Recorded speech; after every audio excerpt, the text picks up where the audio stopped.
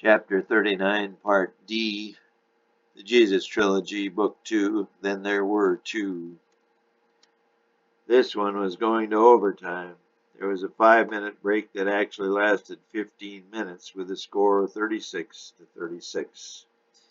Many of the players were again cramping up. The temperature now was down to 100 degrees. The coin flip was called heads by the All-Stars, and heads it was. Jesus saw again the head of Caesar on both sides of that coin, but he knew it was useless to argue with zebras, animal or human. The All-Stars took the kick off and began a steady drive up the field. They pushed their way into horseman territory after 4 minutes had elapsed. The handoff then went to Simon on a third and short from the 45 of the horsemen, and he broke free.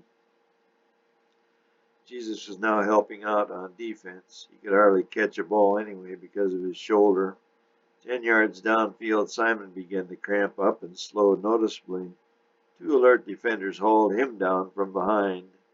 Simon could not get up after the tackle.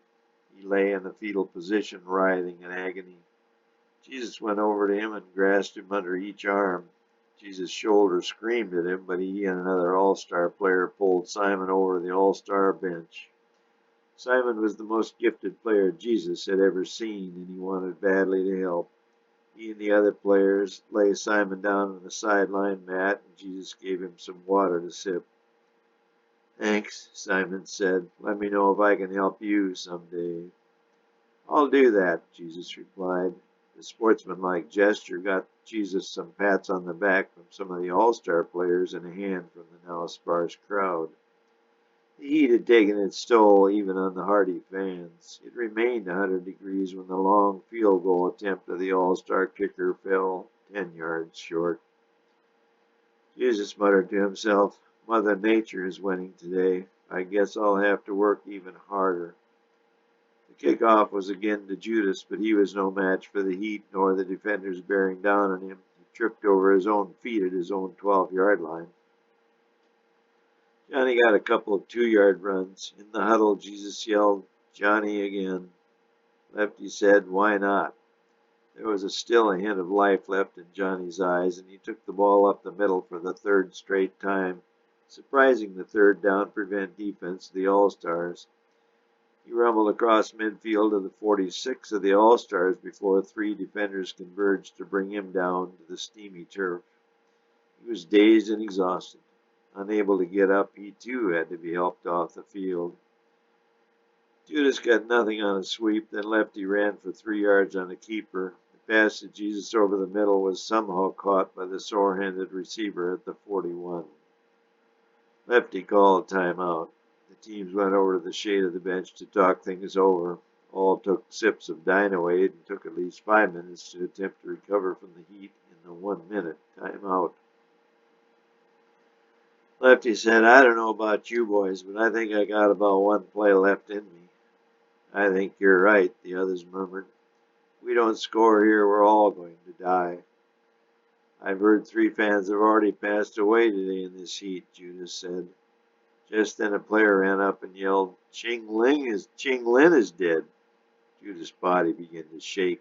He staggered, but 2 others grabbed him. He began to sweat profusely, despite his severely dehydrated state. "No, no," he yelled in a cracking voice. Jesus came over to him and shook him. Judas, "Buddy, just 1 more play, 1 more." "But it's 4th and 41, we'll never." Jesus shook him again. "Do it for Gentile. Do it for me. Do it for money. Anything. We can't let the All-Stars or Mother Nature beat us." "I don't care," Judas wailed. "Come on, just 1 play," Jesus urged his friend. Okay. Judas was too weak to play, but too weak to argue. "Okay," Lefty said, "this is it. We'll call it a draw if we don't score." "What is it?" Johnny said. "Lame duck 64. "Oh, no," Judas said. "It's this or nothing." Okay, why not?" Jesus said. The ball was snapped by the center on the All-Star 41. Lefty faded back as if to pass, but first he was to fake a handoff to Judas. But when Lefty turned back from the center, Judas lay flat on the ground in a dead faint. Lefty began to scramble as the pass rushers, despite their fatigue, began to bore in on him. The lame duck part of this play was now beginning. Jesus was to fake an injury at the line of scrimmage and crumple to the ground on purpose. The defender, seeing his man on the ground was no threat on the play, would then help out somewhere else, usually heading for the ball carrier. The four horsemen had tried this once before back in grade school, and it had worked for a 20-yard gain. The problem now was that Judas was already down on the ground, not on purpose, and if Jesus went down, there would be not one but two additional defenders going after the ball carrier. But if there was one thing Jesus had learned about football and life, it was that things worked out for the best if one's plans were followed. The all-star defender bit hard as Jesus collapsed on the ground. Lefty now had the entire defense chasing him. With all eyes now on the quarterback, Jesus slowly got up and began trotting toward the end zone. The all-star players on the bench, realizing the problem the now recovered lame duck receiver might cause, began to scream at their teammates on the field. They pointed toward Jesus, but the defenders didn't see him and couldn't hear their frenzied teammates over the din of the crowd. Lefty turned toward his receiver. By this time, the quarterback had been chased back to his own 30-yard line, some 70 yards from the lame duck receiver, standing all alone on the defender's goal line. Lefty now saw the most beautiful sight he had seen in many a moon. Jesus was standing calmly on the goal line, rubbing his sore left shoulder, seemingly indifferent to the proceedings. With a mighty heave, Lefty let it fly. All 11 defenders crashed down on Lefty, but as they did so, all 21 pair of eyes turned to follow the flight of the pigskin. Lefty's face was buried in the steamy turf, preventing him from seeing the flight of his pass. But the others and all on the sidelines in the stands saw everything perfectly. Jesus stood under the goalpost in a perfect position to make the catch, but what only he knew was that he couldn't raise his left arm above his belt line. He prayed silently, "Please help me," but try as he might, the arm would not come up. The ball sailed toward the end zone in a perfect spiral and right on target. Jesus stood there absolutely helpless. He put up his right hand to shield the sun. The crowd went deathly silent, and the other 21 players on the field froze in position, their eyes locked on the perfect pass. The result of a perfect play to a perfectly wide-open wide receiver with a not-so-perfect shoulder. Only Lefty, whose head was still buried in the turf, and Judas, who remained out cold, could not see the final result.